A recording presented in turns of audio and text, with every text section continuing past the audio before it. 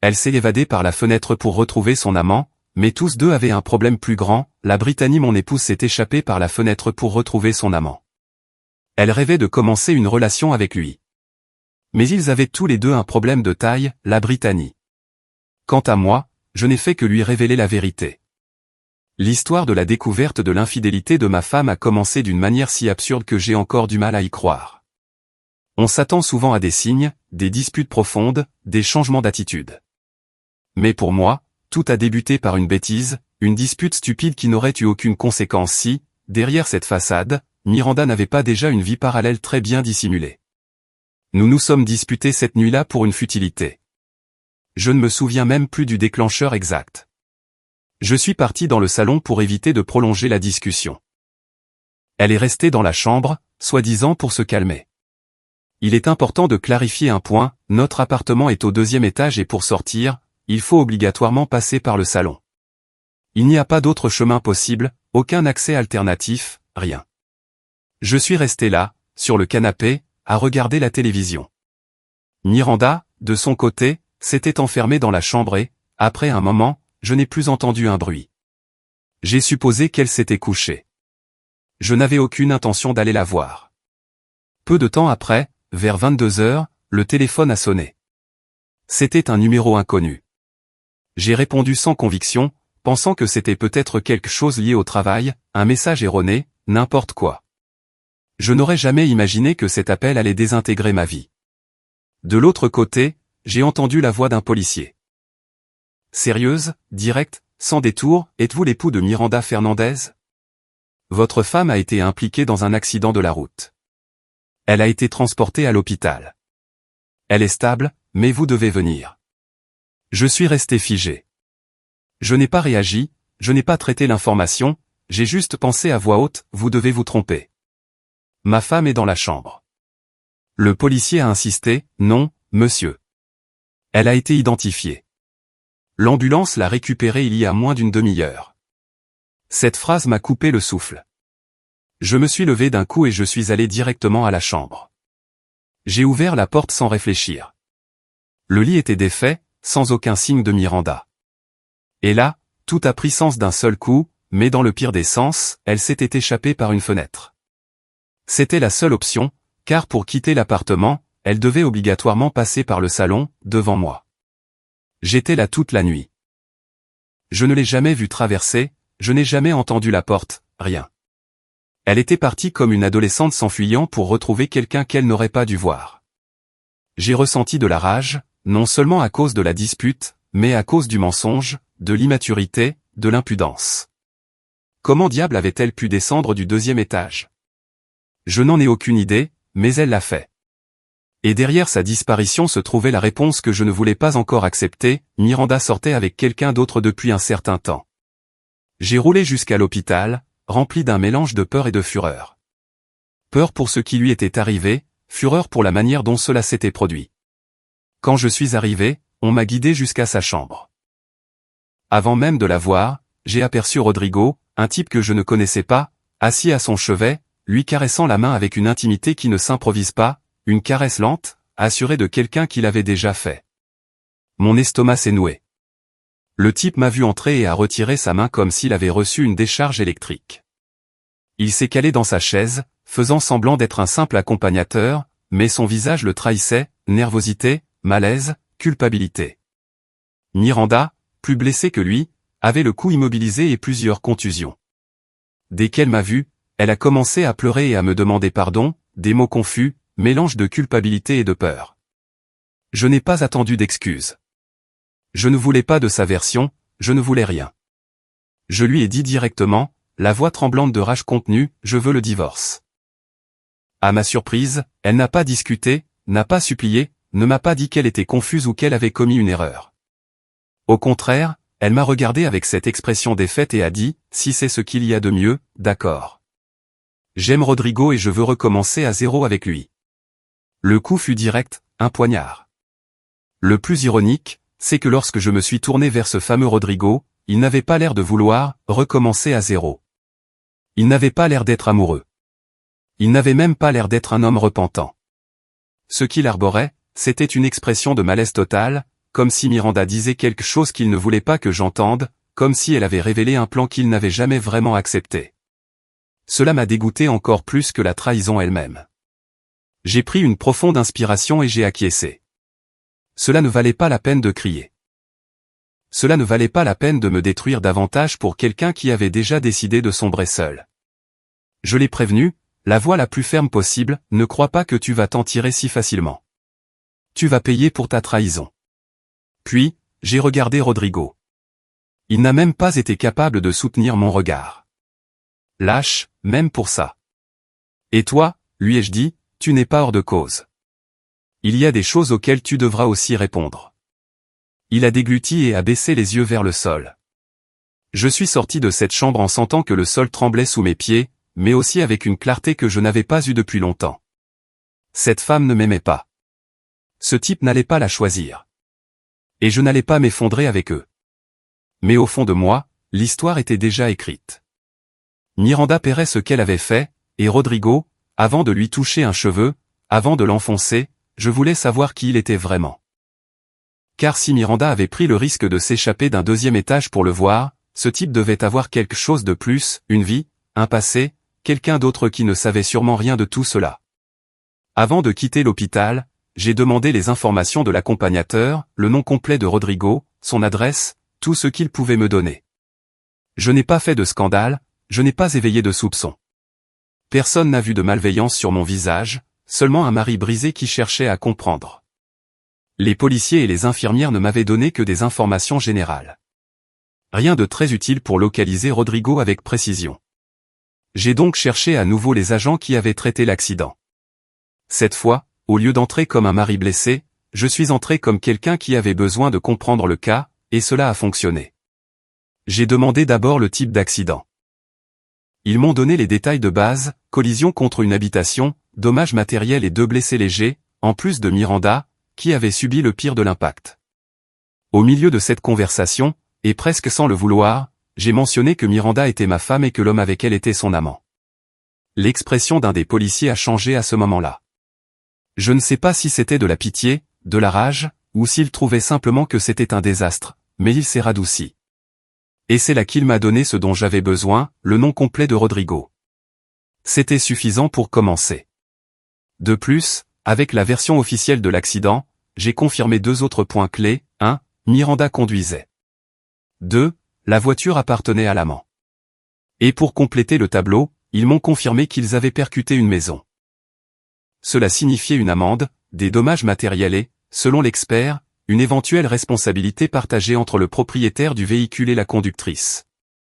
C'était un désastre, et je n'avais pas encore bougé le petit doigt.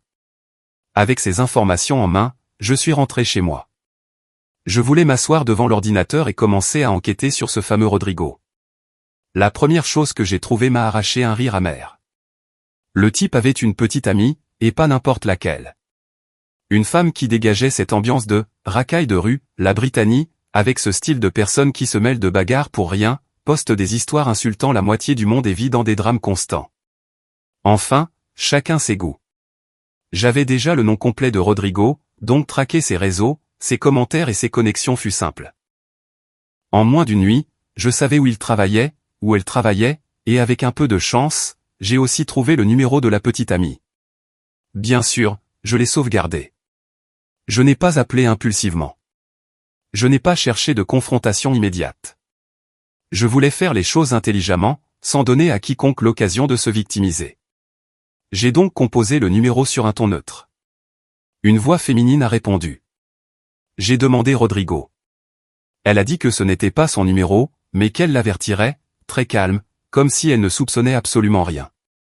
Parfait. C'était exactement ce que je voulais. J'ai laissé mon nom et mon numéro de manière inoffensive, juste assez pour qu'il sache que j'avais appelé sa copine.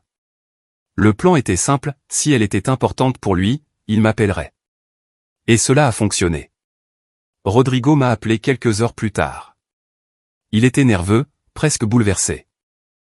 Il m'a demandé de nous voir en personne. Je lui ai dit que je n'étais pas intéressé, et là, sans que je lui demande, il a tout déballé. Il m'a supplié, littéralement, de ne rien dire à sa petite amie. Il a promis de me donner n'importe quoi en euros.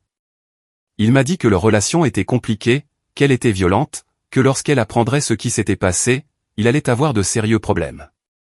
Il m'a demandé de ne pas être cruel, et au milieu de son désespoir, j'ai confirmé quelque chose que je soupçonnais déjà, il n'avait aucune intention de quitter sa petite amie ni de commencer une nouvelle vie avec Miranda, comme elle l'avait dit à l'hôpital.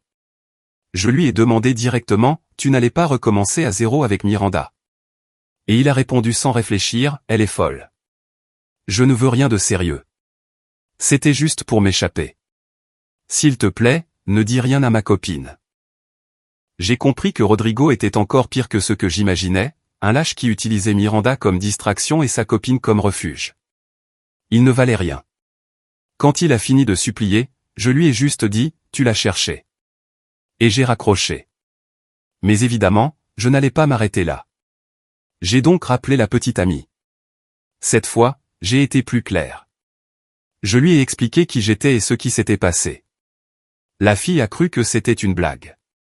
Elle m'a hurlé dessus.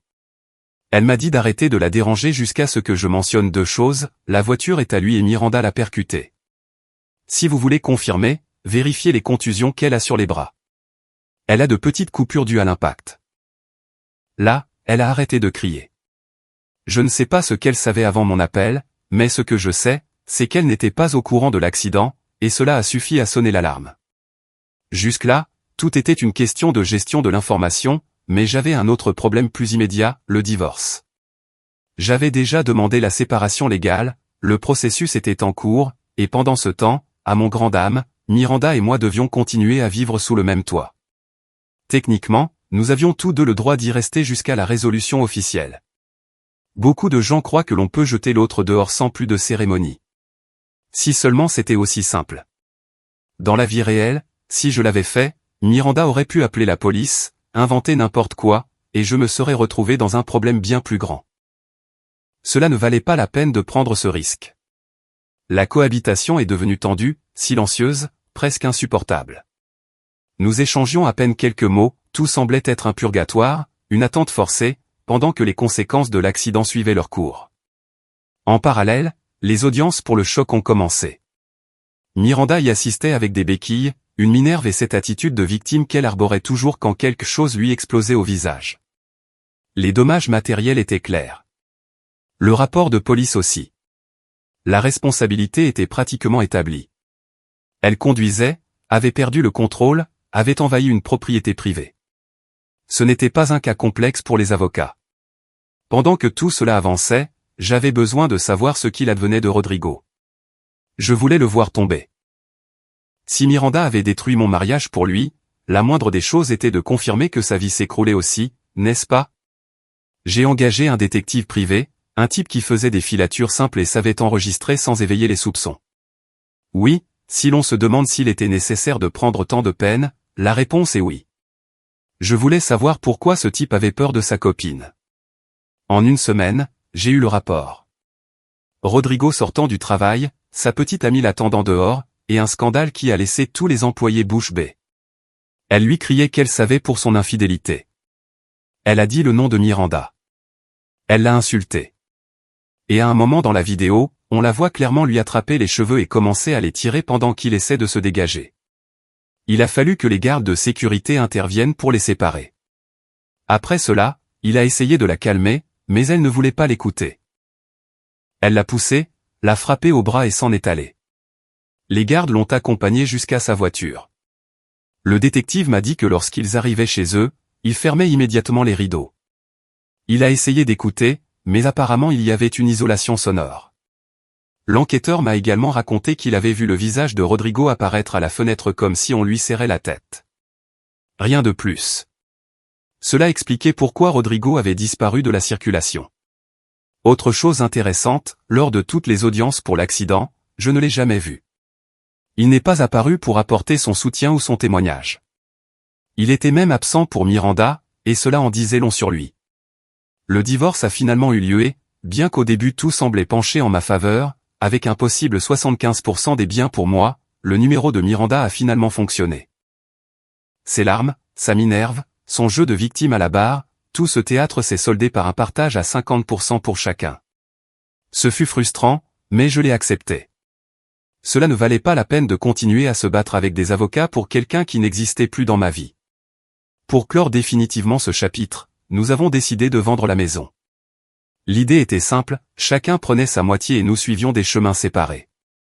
La grande différence était que, si moi, j'allais bien voir cet argent supplémentaire, Miranda n'en verrait pas un centime. Ses audiences pour l'accident étaient déjà terminées et les résolutions étaient claires, amende, indemnité et paiement qu'elle devait assumer coûte que coûte. Tout ce qui lui revenait de la vente de la maison irait directement couvrir les dommages qu'elle avait causés en conduisant la voiture de son amant et en percutant une habitation. Bacilement, Miranda se retrouvait à 0 €. Pendant ce temps, je retrouvais une certaine stabilité financière. Ce n'était pas une victoire absolue, mais c'était la conséquence logique de tout ce qu'elle avait provoqué. Quant à Rodrigo, la dernière chose que j'ai apprise m'est parvenue par le détective. Apparemment, il était toujours avec sa petite amie, mais la dernière fois qu'il l'a vu, le type avait des éraflures visibles sur le visage et le cou. Des marques longues, rougeâtres, comme s'il avait été griffé avec fureur. Je suppose que la petite amie, la Brittany des rues, ne l'a pas laissé respirer depuis que tout a été révélé. J'imagine que sa vie doit être un enfer, et cela ne me surprend pas. Ce type n'avait pas le caractère nécessaire pour maintenir quoi que ce soit, ni son mensonge, ni son histoire clandestine, ni même la copine qu'il avait déjà. Mais il y a eu un autre détail, un qui me fait encore rire quand je m'en souviens. Avant que Rodrigo ne se traîne à nouveau vers sa petite amie et sa relation tourmentée, Miranda agissait comme si rien ne s'était passé. Elle se promenait dans la maison la tête haute, comme si elle ne s'était pas échappée par une fenêtre pour rejoindre son amant, comme si elle n'avait pas détruit une voiture, comme si elle n'avait pas percuté une propriété d'autrui, comme si elle n'était pas endettée jusqu'au cou. Elle est allée jusqu'à se comporter comme si je devais ressentir une certaine honte de la façon dont tout s'était terminé, mais cette pause lui a duré très peu de temps. Un après-midi, elle est rentrée à l'appartement, les cheveux en désordre et avec des éraflures sur les bras, le visage et le cou. Il était évident que quelque chose s'était passé, quelque chose de violent. Elle a évité de me parler. Elle s'est enfermée dans la chambre comme si je n'existais pas. Je ne lui ai rien demandé parce que je n'allais pas lui donner le plaisir de penser que je m'inquiétais pour elle. Si quelque chose lui était arrivé avec la petite amie de Rodrigo, c'était son problème, pas le mien. Et oui, c'était ma conclusion. Sûrement que la Brittany lui a également rendu une visite. D'une manière ou d'une autre, elles se sont croisées, une fureur contre l'autre. Ou bien Miranda a eu l'audace de chercher Rodrigo et la copine l'a marqué de haut en bas. C'était quelque chose qui tombait sous le sens. Des jours se sont écoulés ainsi jusqu'à ce qu'à un moment, elle rompe son silence. Nous étions en train de réviser des documents de la vente de la maison lorsque, sans crier gare, je lui ai demandé directement, « Et ton amant, vous êtes toujours ensemble ?» Elle s'est tendue, a respiré profondément et a lâché d'un ton arrogant, « Je ne veux rien savoir de lui. » J'ai réalisé que je suis trop bien pour un homme lâche. Je n'ai pas l'intention de continuer avec quelqu'un comme ça. Cela m'a fait rire. Un rire sincère m'a échappé. Je n'ai pas pu m'en empêcher. Je lui ai dit, je suis sûr qu'il t'a largué. Le malaise a été immédiat. Elle a soutenu mon regard avec rage, mais n'a rien dit de plus. Cette réaction a suffi à comprendre la vérité. Rodrigo l'avait quitté à un certain moment du processus. Peut-être quand sa copine lui a fait une scène au travail. Peut-être quand Miranda l'a pressé de recommencer à zéro. Ou peut-être quand il a réalisé que la relation avec elle ne ferait que l'enfoncer davantage. Le fait est qu'il l'a laissée, et rien ne faisait plus mal à Miranda que le rejet. Après cela, pendant que nous avancions dans les démarches de vente de la maison, j'ai remarqué un autre schéma. Chaque fois que nous devions rencontrer l'agent immobilier, Miranda apparaissait avec des vêtements dont je lui avais curieusement toujours dit qu'ils lui allaient bien. Des chemisiers spécifiques, des jeans qui la mettaient en valeur, des coiffures qu'elle portait quand nous étions encore ensemble. Il était évident qu'elle cherchait que je dise quelque chose, que je la regarde, que je réagisse, que je doute de la séparation. Mais je n'ai jamais rien dit. Il n'y a jamais eu de commentaire, ni positif ni négatif. Je ne l'ai pas regardée plus longtemps que nécessaire, et quand elle a compris qu'elle n'avait plus de place dans ma vie, elle a cessé d'essayer. La dernière chose que j'ai apprise sur Miranda m'est parvenue par des tiers. Nous n'avions plus de raison de nous parler. On m'a raconté qu'elle avait 2 emplois. Les indemnités, les amendes et les délais imposés par le tribunal étaient très stricts. Si elle ne respectait pas les paiements, elle risquait des accusations supplémentaires, voire, dans le pire des cas, la prison pour non-respect des obligations. Littéralement, elle travaillait pour ne pas aller en prison, et c'était la conséquence directe de tout ce qui avait commencé cette nuit-là où elle avait décidé de s'échapper par une fenêtre comme si elle avait 16 ans. Chaque décision qu'elle a prise après cela n'a fait qu'aggraver sa chute. Rodrigo était piégé dans une relation toxique. Elle était endettée, épuisée et sans soutien, et moi, j'étais enfin libre. Miranda a payé chacune de ses décisions. Non pas par ma main, non pas par vengeance directe, mais parce que la vie l'a confrontée à ce qu'elle avait elle-même provoqué. Rodrigo a également affronté ses propres conséquences. Chacun a eu sa part, et je n'ai eu qu'à regarder comment tout se mettait en place. Sa malchance ne me réjouit pas, mais elle ne m'attriste pas non plus. La vérité est simple, ils ont choisi cette voie. J'ai juste suivi la mienne.